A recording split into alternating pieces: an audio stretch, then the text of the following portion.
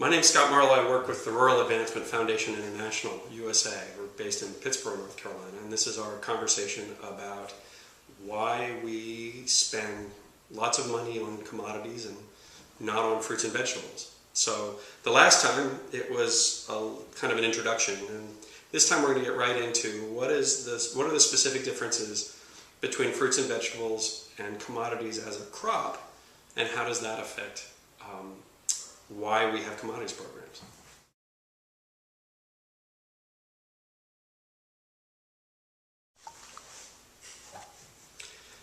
So if we start with the difference between commodity crops and fruits and vegetables, probably the easiest way to get your head around it is to walk into a health food store, a Whole Foods or someplace like that. If it's anything like the one that I've gone into, when you walk in, pretty quick after you walk in the door, there's a whole bank of refrigerated sections that have all the fruits and vegetables. And then on the other side, there's a big bank of plastic bins that has rice and wheat and flour and basically all the commodities and all the things that are made of commodities. And then in the middle of the store, there's other stuff that's further made from the commodities. But this difference, these two sides of that aisle, the refrigerated sections versus these plastic bins, that gives us our first big difference between fruits and vegetables and commodities. Fruits and vegetables are perishable. They rot. Commodities are non-perishable. They don't.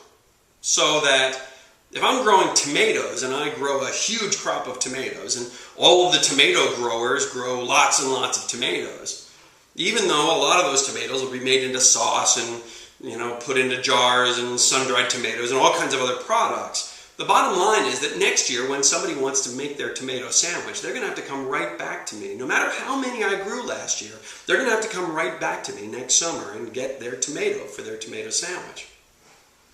On the other hand, commodities can be stored for long periods of time. I mean, we're still digging up jars of wheat and grains from ancient Egypt that sometimes are still viable. I mean, that's thousands of years ago.